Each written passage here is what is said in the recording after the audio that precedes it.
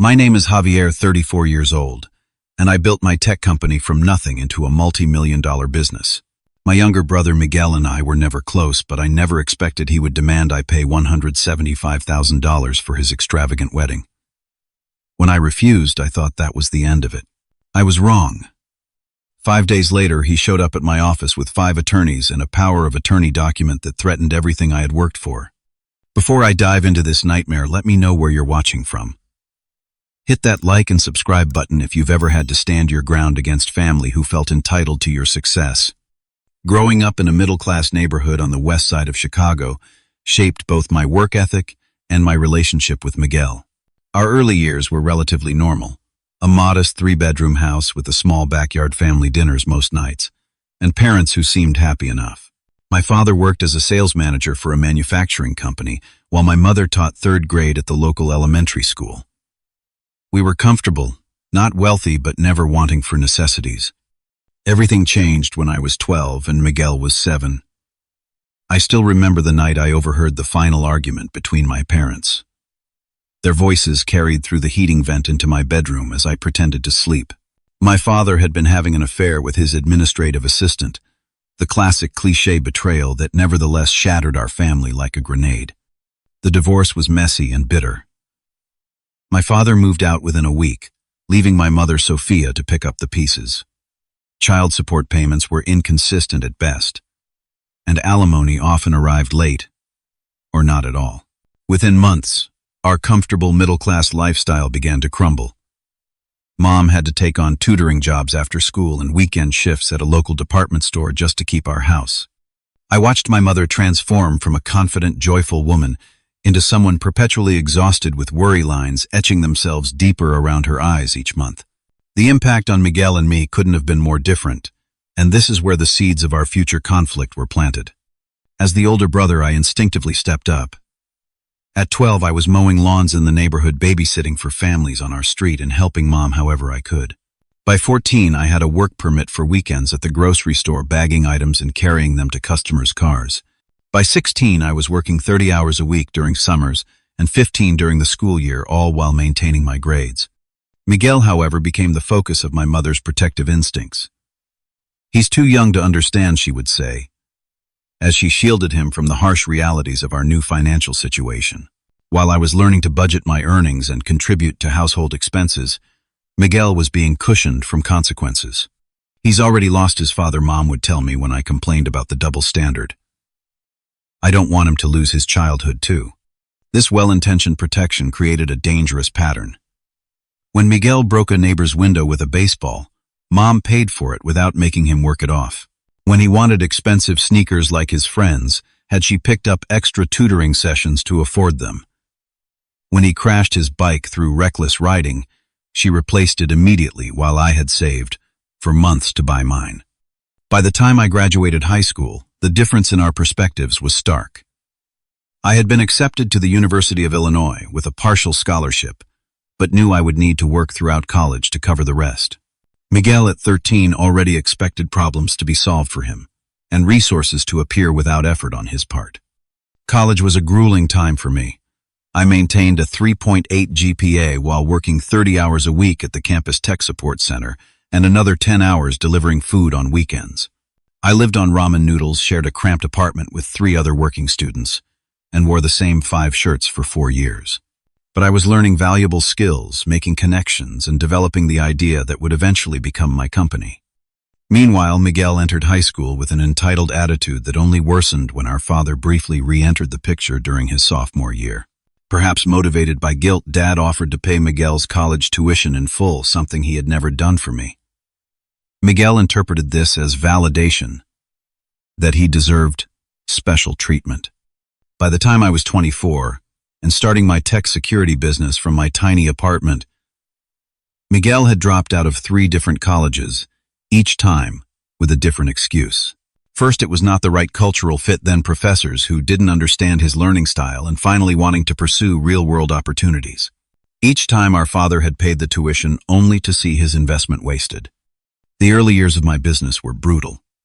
I lived on 4 hours of sleep, coded until my vision blurred, and pitched my security software to anyone who would listen. For the first 2 years, I could barely afford rent. I remember boiling hot dogs and eating them plain because condiments were an unnecessary expense. Every dollar went back into the business. During this time, Miguel drifted between careers with remarkable speed. He was a bartender for 3 months, a real estate agent for 6 weeks, and briefly worked at our father's company until he was fired for chronic tardiness. Each failure was never his fault. The bar manager was jealous of him. The real estate broker didn't give him good leads. Our father's company was toxic. The pattern continued as I slowly built my business. By year 3, I had secured my first major client, a regional bank that needed enhanced security protocols. By year 5, I had 10 employees and was finally paying myself a reasonable salary. As my company grew to a team of 35 with a valuation of $22 million, Miguel's career remained stagnant. What didn't remain stagnant was his lifestyle. Despite having no stable income, Miguel always drove new cars, lived in trendy apartments, and wore designer clothes. How a combination of maxed-out credit cards, loans from our father during his periods of guilt, and frequent bailouts from our mother who couldn't bear to see him struggle. I had tried to help in constructive ways. I offered him a job at my company twice, once in customer service and once in sales. Both times he quit within a month, claiming the work was beneath him, or that I was being too hard on him. After the second attempt, I decided that maintaining professional distance was healthier for both of us. Our paths diverged completely until 3 years ago, when I invited Miguel to a charity gala hosted by a tech industry group. I thought exposing him to successful people might inspire him. Instead, he spent the evening charming Stephanie Montgomery, the daughter of Richard Montgomery, a prominent real estate developer. To everyone's surprise, especially mine, they began dating seriously. Stephanie came from wealth and privilege. Her father's company had developed luxury properties across the Midwest, and her mother Pamela was a former beauty queen, who now chaired various charity boards. How Miguel maintained this relationship was a mystery to me, but I suspected it involved presenting himself very differently than the brother I knew. The invitation to dinner came on a Tuesday afternoon. Miguel texted me, which was unusual enough. We typically communicated through our mother as an intermediary. "Hey bro, Steph and I want to take you to dinner tomorrow. The new place on Michigan Avenue. 730. Important news to share." I was immediately suspicious. In our family history, important news from Miguel usually meant trouble that required financial assistance.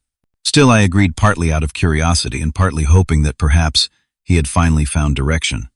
The restaurant was precisely the type I expected, one of those establishments where the menu lists no prices and the lighting is so dim you can barely see what you're eating.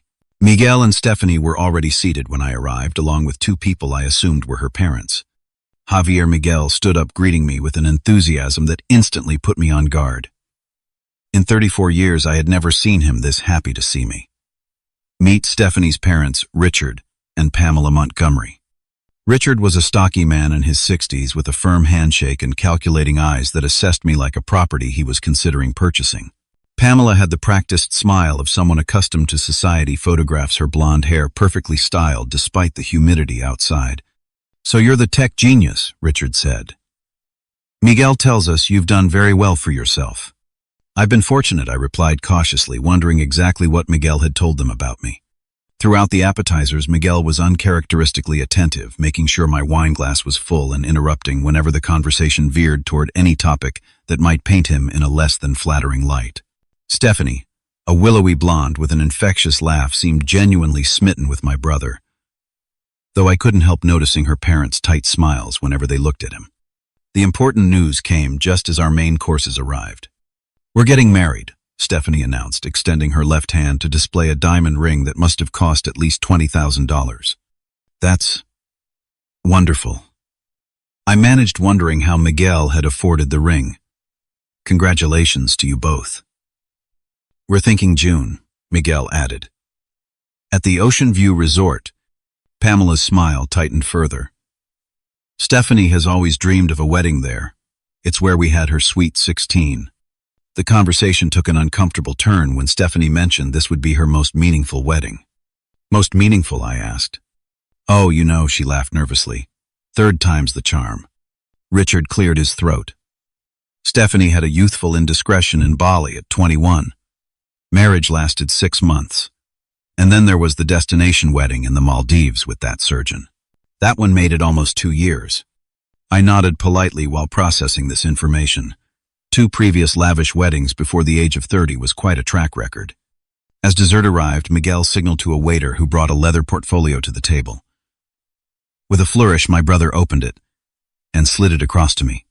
"We wanted to share our vision with you," he said. Inside was a meticulously detailed wedding plan.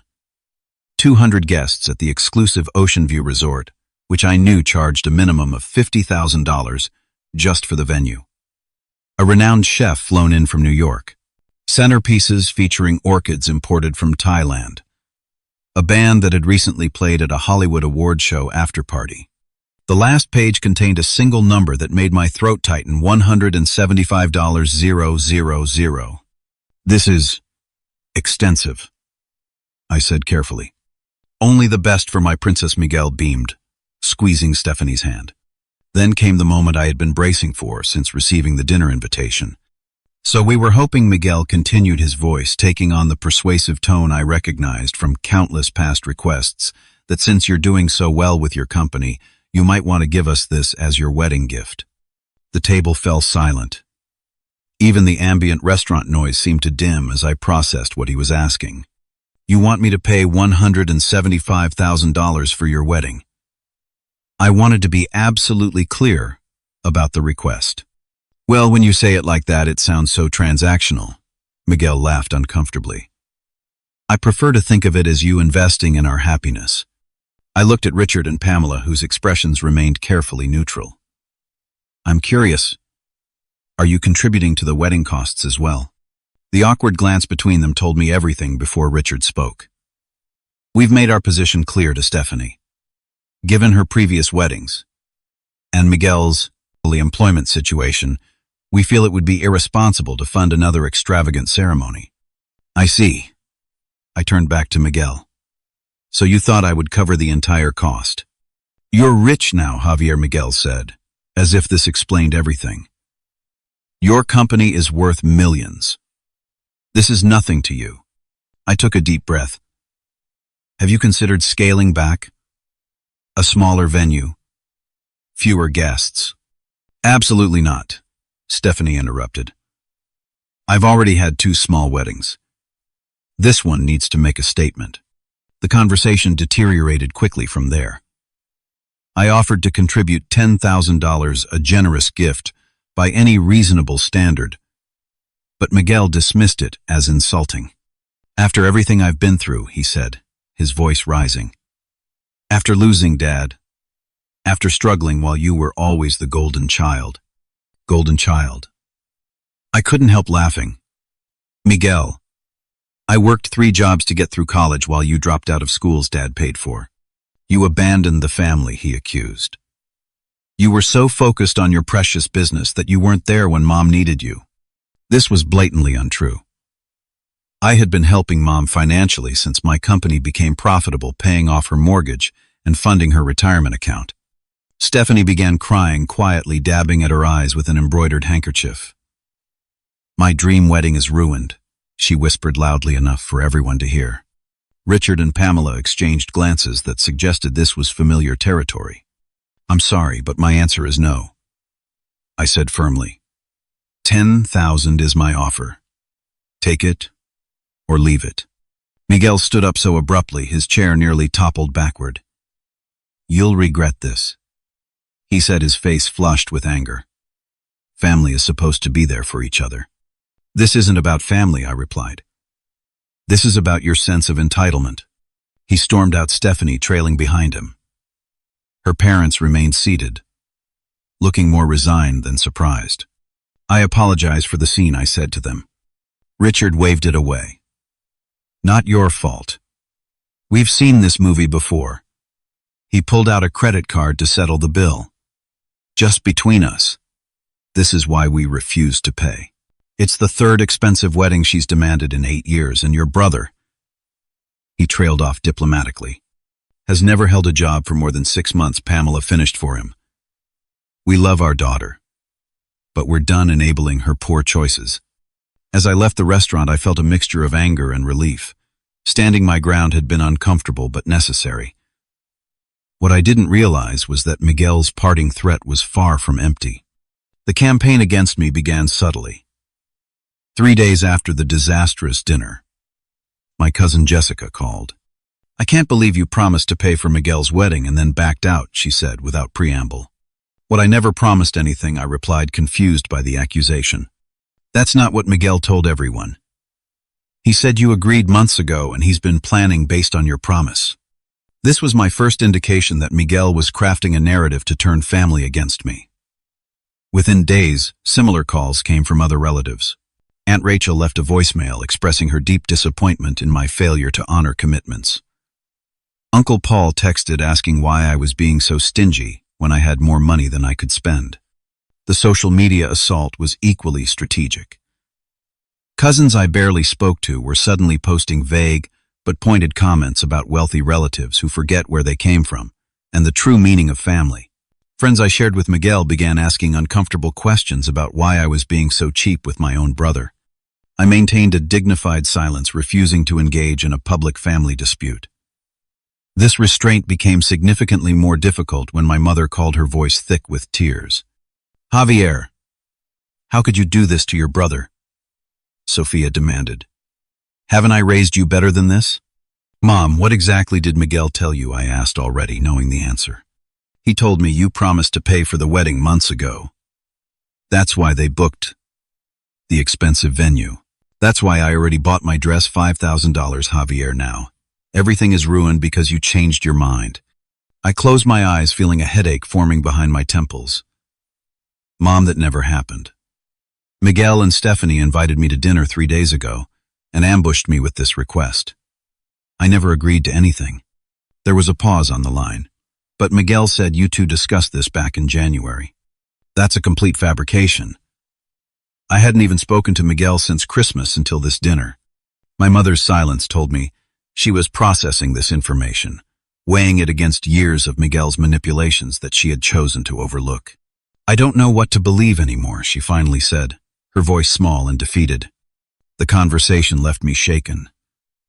Miguel had clearly been laying groundwork for this scheme for some time, telling elaborate lies to create pressure from all directions. The next day brought an unexpected ally. Uncle Robert, my father's brother who had distanced himself from most family drama, called out of the blue. "Javier, I hear Miguel's trying to shake you down for wedding money," he said without preamble. "News travels fast," I replied. "Listen, I've been dealing with Miguel's entitlement issues since he was a teenager. Remember when he tried to convince your grandfather to put him in the will instead of your cousins? Or when he told your Aunt Helen he needed money for medical bills that didn't exist?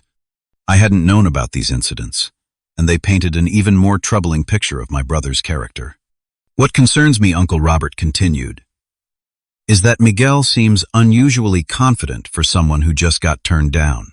He was at your father's birthday last week bragging about the wedding plans like they're definitely happening." "That doesn't make sense," I said. "Richard and Pamela Montgomery made it clear they won't contribute." And I said no. "Well, he's acting like he's holding a winning lottery ticket. And I overheard him mention meeting with your father's old friend Thomas Harrison." The name sent a chill through me. Thomas Harrison was a high-powered attorney who had represented my father during the divorce. He was known for aggressive tactics and moral flexibility. Why would he be meeting with Harrison? I wondered aloud. "That's what worried me enough to call you," Uncle Robert said. "Harrison doesn't take meetings unless there's money or revenge involved. Watch your back, nephew." After this warning, I decided to make one last attempt at reasonable discussion with Miguel. I texted him suggesting coffee at a neutral location to discuss wedding alternatives that might work within a more reasonable budget. To my surprise, he agreed immediately. We met at a quiet cafe the following morning. Miguel appeared calm, almost serene, a stark contrast to his theatrical outburst at the restaurant. "I've been thinking about your offer," I began. "While I can't fund the entire wedding, I'd be happy to help you create a budget that works for everyone. There are beautiful venues that—" "It's too late for that," Miguel interrupted, a strange smile playing at his lips. We've already signed contracts based on the full budget.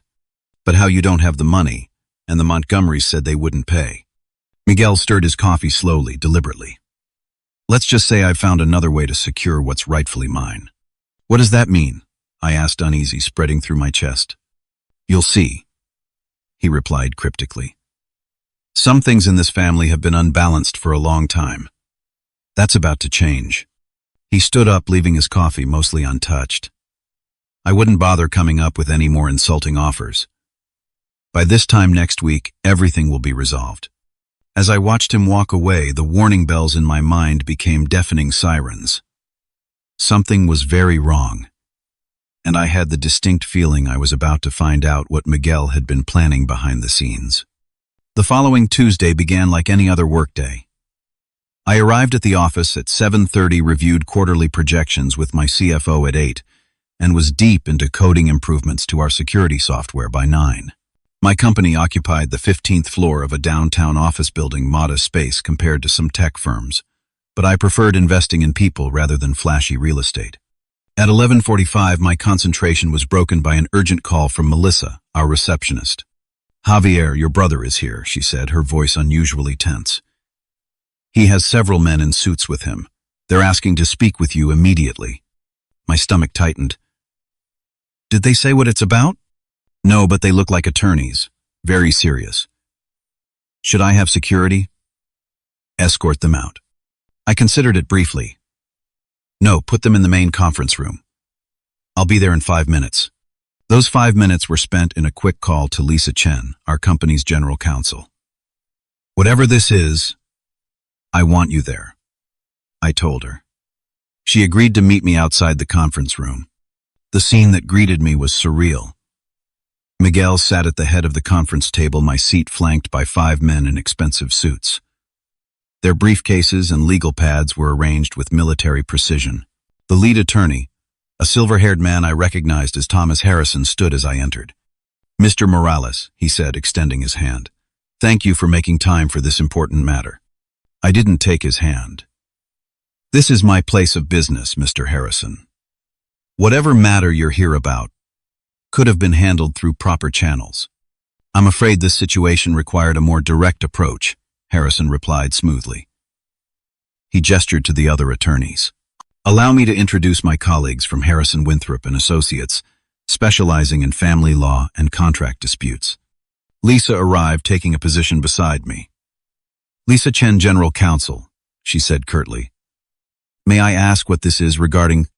Harrison smiled thinly. Of course. We're here concerning a power of attorney document executed by Eduardo Morales' father to both Javier and Miguel Morales, approximately 15 years ago. One of the junior attorneys slid a document across the table. It was professionally bound with a blue cover bearing the law firm's gold-embossed logo. This power of attorney, Harrison, continued grants Miguel Morales certain authorities regarding family assets and verbal agreements between family members. I glanced at the document without touching it. What exactly are you claiming? We are not claiming anything, Mr. Morales. We are informing you of legal facts. Your brother, acting under this valid power of attorney, is enforcing the verbal agreement you made to fund his wedding to Stephanie Montgomery. The absurdity of the situation momentarily left me speechless. Lisa picked up the document and began scanning it with a practiced eye. There was no verbal agreement, I finally said, and I haven't spoken to my father in years. I find it hard to believe he executed a power of attorney benefiting Miguel. Your belief is irrelevant, Harrison said coldly. The document speaks for itself. It contains a specific clause regarding family financial support during significant life events. Miguel spoke for the first time, his voice dripping with artificial sympathy. I didn't want to do this, Javier. But you left me no choice. I studied my brother's face, seeing the barely concealed triumph in his eyes. This had been his plan all along, not just to pressure me through family, but to use legal intimidation. This is preposterous, I said. Even if this document were legitimate, which I doubt, it couldn't possibly compel me to pay for an extravagant wedding based on a verbal agreement that never happened. Harrison's smile disappeared. Our firm has an exceptional track record in cases involving family financial disputes, Mr. Morales. We've successfully litigated against individuals and companies much larger than yours." One of the other attorneys, a sharp-featured woman with cold eyes, added, "We're prepared to depose every family member regarding conversations they've had with both parties. We'll also subpoena your financial records to demonstrate your ability to fulfill this obligation." "This is nothing but an attempt at extortion," I said, anger rising in my chest. "Careful," Mr. Morales Harrison warned. "Allegations of extortion are serious and potentially defamatory. We're simply enforcing a legal document and a verbal contract." Lisa finished reviewing the power of attorney and gave me a subtle headshake. Whatever she had seen concerned her. The third attorney, a younger man with predatory eyes, leaned forward. "We should mention that prolonged litigation could potentially interest your investors and business partners. Questions about your character and trustworthiness might arise." The threat was clear. Fight this, and they would drag my reputation through the mud, potentially damaging my business relationships. "We're not unreasonable," Harrison continued. "We've prepared a simple settlement agreement. Transfer the funds for the wedding expenses within 48 hours, and this matter disappears." Another document slid across the table, a demand for the exact amount, $175,000. "And if I refuse," I asked, though I already knew the answer. "Then we'll file suit immediately for breach of verbal contract and emotional distress. The resulting discovery process will be thorough." Miguel stood up, straightening his designer tie. "You always thought you were better than me, Javier. Smarter, more deserving. But Dad knew the truth. That's why he gave me this insurance policy." I felt a wave of doubt wash over me. Could our father have actually done this? He had always favored Miguel, making excuses for his failures, while holding me to higher standards. Was this his final act of unbalanced parenting from beyond our estranged relationship? Lisa touched my arm lightly. "We'll need time to review these documents properly," she said to Harrison. "Of course," he replied magnanimously. "You have 48 hours to either comply with the demand or prepare for litigation." He handed Lisa his business card. "My direct line is on the back. I'll be available for your call." As they filed out of the conference room, Miguel lingered behind. When we were momentarily alone, his mask of righteous indignation slipped, revealing the smug satisfaction beneath. "I told you you'd regret it," he said quietly. "You're not the only smart one in the family." When they were gone, Lisa turned to me, her expression grave. "Javier, I need to be honest with you. The power of attorney looks legitimate on first glance. The signature matches other examples of your father's signature that I looked up online during the meeting. The notarization appears proper. If it's fraudulent, it's a sophisticated fraud." "So what do?" I asked, feeling a rare moment of vulnerability. "First, we verify whether this document is real. If it is, we determine its actual scope and limitations. If it's fake, we build a case for fraud. And in the meantime," Lisa hesitated. "In the meantime, it might be prudent to appear cooperative while we investigate. The last thing we want is for them to file suit before we're ready to respond." As I returned to my office, Miguel's smug expression haunted me. For the first time since starting my company, I felt truly blindsided. The carefully constructed wall between my dysfunctional family history and my professional life had just been breached in the most public and humiliating way possible. By 2 o'clock that afternoon, I had assembled a response team in my home office, away from curious employees. Lisa Chen had cleared her schedule and brought in Diana Patel, a razor-sharp attorney who specialized in litigation defense. I had also contacted Marcus Reynolds, a forensic document specialist recommended by Diana. "The first priority is authenticating this power of attorney," Diana said, spreading the document on my dining room table. "Everything hinges on whether your father actually signed this." Marcus adjusted his glasses and began examining the signature page with a magnifying glass. "High-quality paper, professional binding, proper notary seal at first glance," he muttered. "They didn't cut corners on presentation." "Can you tell if it's genuine?" I asked. "Not immediately. I'll need to compare it with verified signatures from your father, preferably from the same time period." "Do you have any documents he signed around 15 years ago?" I shook my head. "We've been estranged for most of that time. I might have some old birthday cards in storage." Tax returns would be better, Marcus suggested. Or property deeds, business contracts, anything official. There's someone who might have those, I said slowly. Edward Kleinman. He was my father's business partner before they split. They had a contentious buyout about 12 years ago. Dad sued him, then dropped the case suddenly. Diana's eyes lit up with interest. That's exactly the kind of paper trail we need. Can you contact him? Finding Edward took several hours. He had retired and moved to Arizona, but through LinkedIn and some persistent calling, I managed to reach him by early evening. Eduardo's son, he said, sounding surprised. Well, this is unexpected. What can I do for you? I explained the situation as concisely as possible. A power of attorney. That doesn't sound like Eduardo, Edward said thoughtfully. He was many things, but he never gave up control willingly. And if he did sign something like that, it would have been during our partnership dissolution when he was trying to shield assets. Would you have documents with his signature from that period, I asked. Better than that, Edward replied.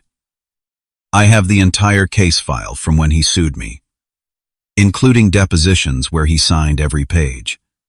And I have our original partnership agreement with his notarized signature. If this power of attorney is from the time period you're describing, I can definitely help authenticate it. Edward agreed to scan everything and email it immediately. While waiting, Marcus continued his preliminary examination of the document. Something's off about the notary seal, he said, taking photos with a specialized camera. The pressure pattern doesn't match the rest of the document. By 9 that evening, Edward's files had arrived. Marcus compared the signatures while Diana and Lisa examined the legal language of the power of attorney. Look at this, Diana said, suddenly pointing to a paragraph in the document. The power of attorney specifically mentions verbal agreements related to significant family events as enforceable by Miguel. That's unusually specific language for a standard power of attorney. Almost as if it was written precisely for this situation, Lisa added. Who notarized this? I asked, examining the signature page. Lisa checked the name. Andrea Carpenter, Notary Public for Cook County, Illinois. I didn't recognize the name, but something about it nagged at me. I opened my laptop and searched social media for Andrea Carpenter, cross-referencing with Stephanie Montgomery. Found something, I said after a few minutes. Andrea Carpenter is Stephanie's cousin. There are photos of them together, at family events going back years. Diana's eyes widened. That's a serious conflict of interest for a notary, and potentially fraud if she backdated the document. Marcus looked up from his examination, excitement in his voice. The signatures don't match. I've compared 6 known examples of your father's signature from the period, and while this is a good forgery, it's definitely not authentic. The pressure points the flow of the pen. It's all wrong. So the document is fraudulent, I said, relief flooding through me. Almost certainly, Marcus confirmed. But there's more. The paper itself has modern security features that weren't in use 15 years ago. I'd need more sophisticated equipment to confirm, but I believe this document was created recently and artificially aged. As this information sank in, Diana was researching something on her phone. The law firm Harrison Winthrop and Associates has represented Richard Montgomery's development company in several cases. In fact, Harrison sits on the board of one of Montgomery's real estate investment trusts. The pieces were falling into place. So Harrison's firm is connected to Stephanie's father. The notary is Stephanie's cousin, and the document is a forgery.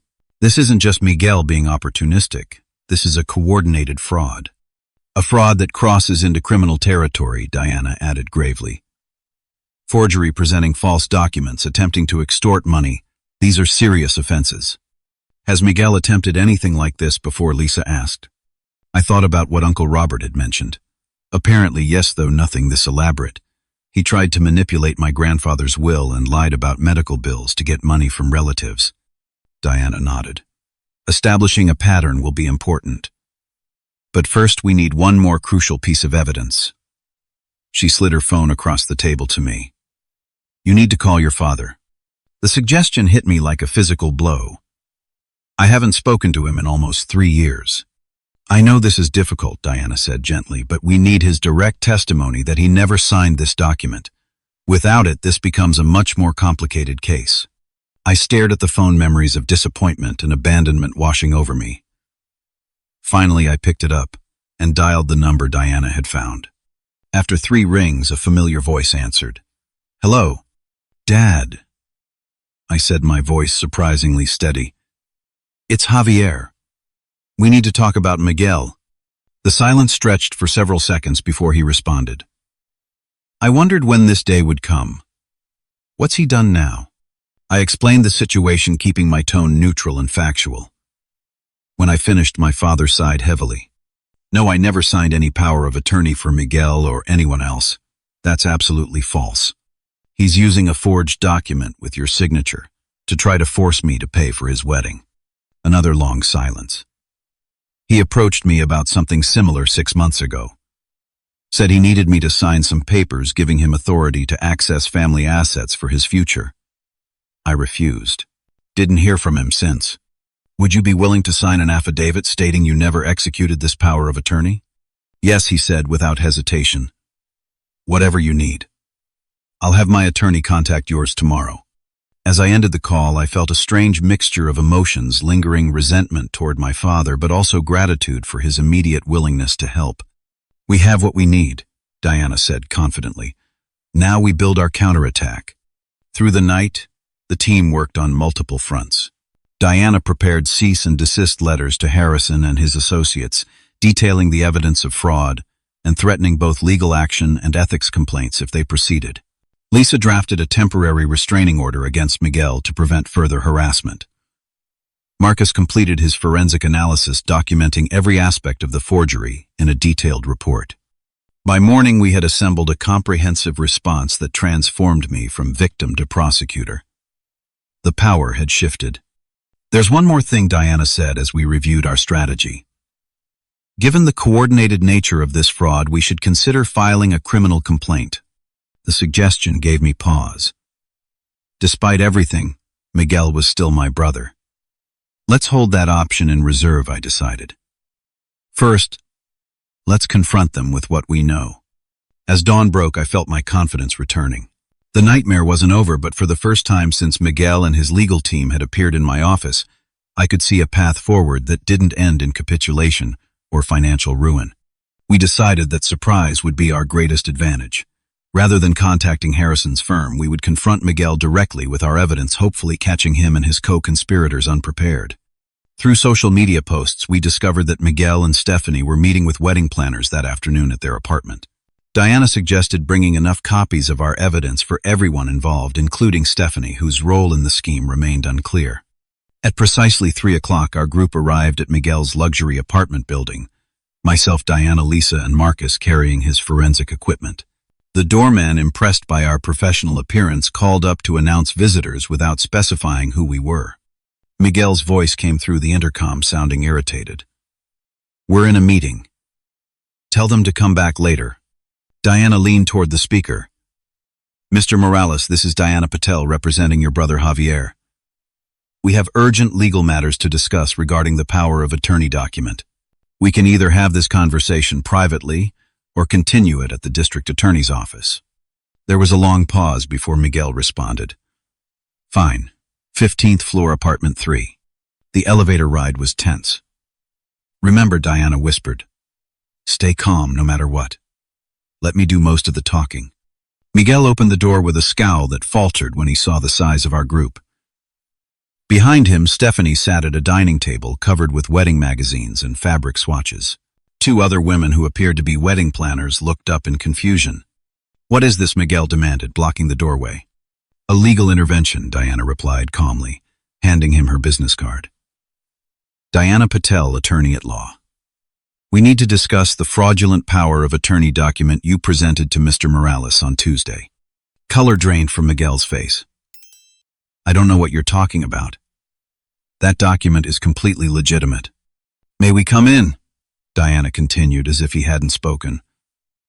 "Unless you'd prefer to have this conversation in the hallway where your neighbors might overhear." Reluctantly, Miguel stepped aside. As we entered, Stephanie rose from the table. "What's going on, Miguel?" Nothing, baby. Just my brother trying to intimidate us because he doesn't want to pay for the wedding. His confident tone didn't match his nervous expression. Diana set her briefcase on the table and removed a folder. Miss Montgomery, I'm afraid you may be implicated in a serious fraud. Are you aware that your cousin Andrea Carpenter notarized a backdated power of attorney document? Stephanie's eyes widened. What? I don't know anything about that.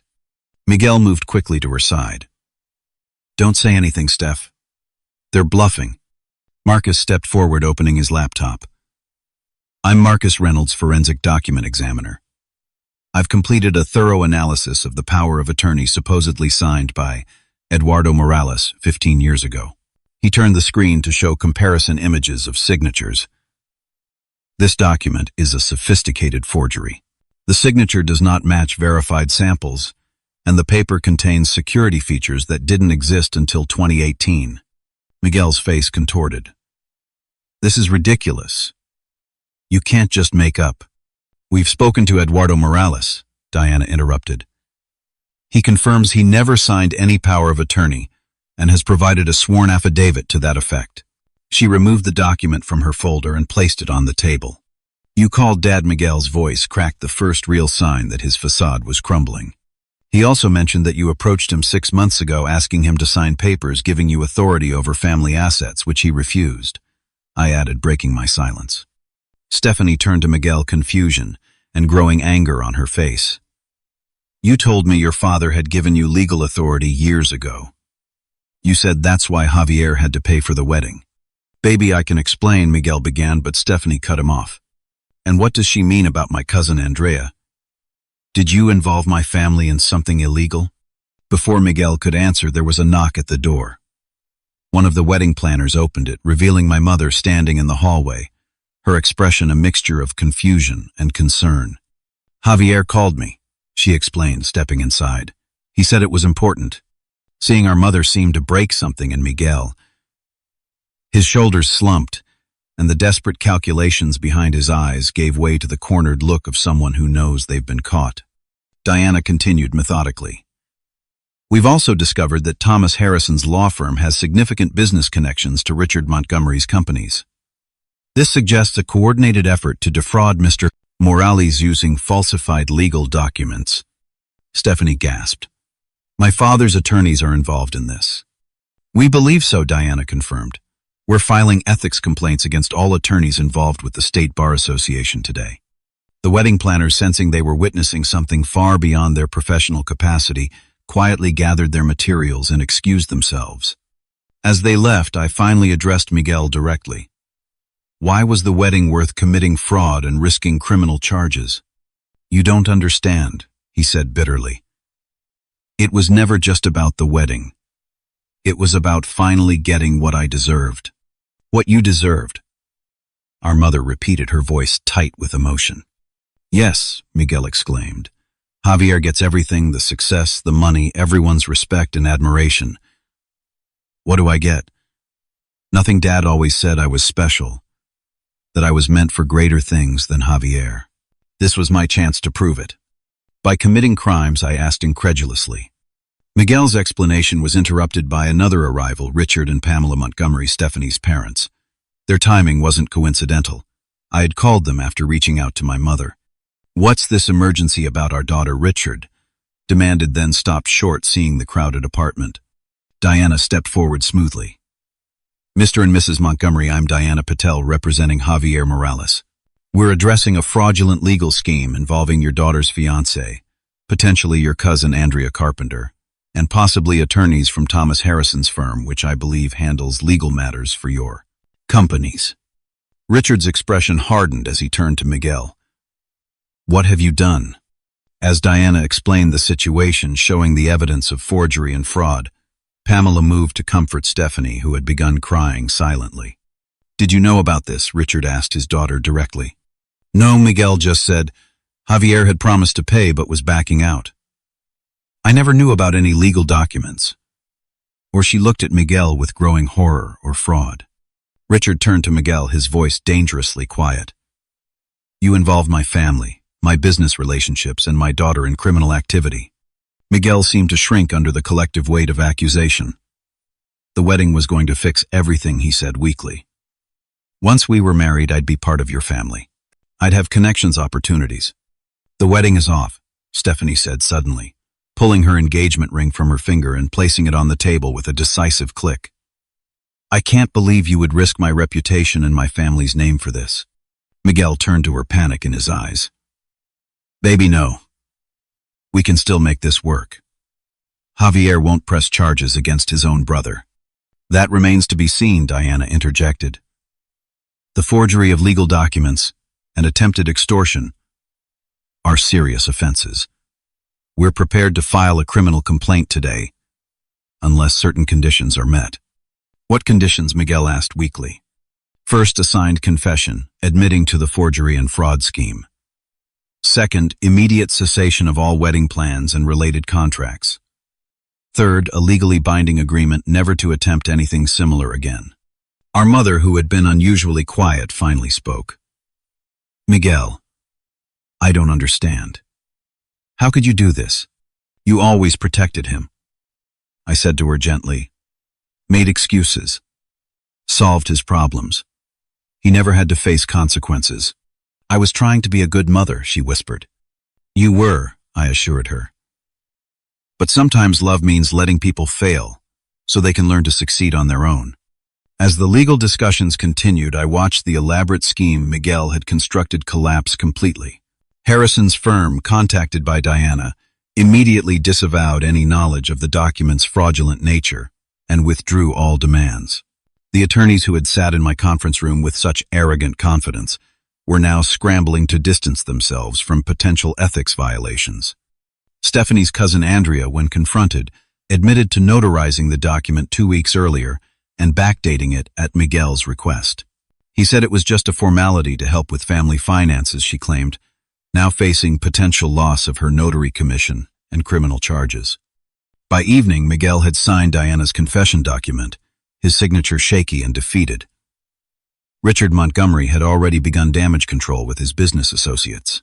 Stephanie had moved her belongings out of the apartment, while Miguel sat slumped on the couch watching his carefully constructed future evaporate.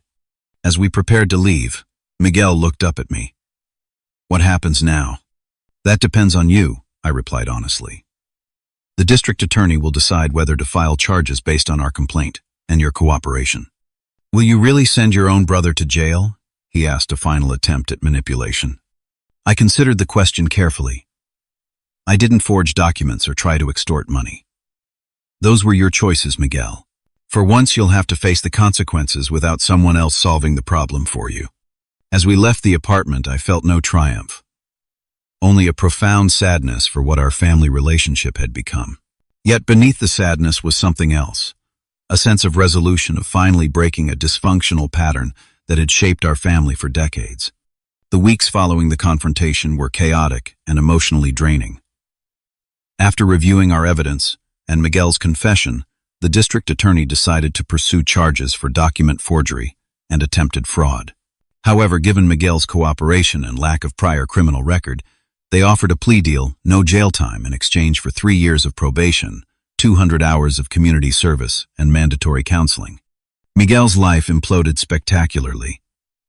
Within a month, he lost his apartment, unable to afford the rent without Stephanie's contribution. His reputation in our social circle was shattered, and many fair-weather friends disappeared when his wedding plans fell through. Most painfully for him, the Montgomerys made it clear he was never to contact Stephanie again.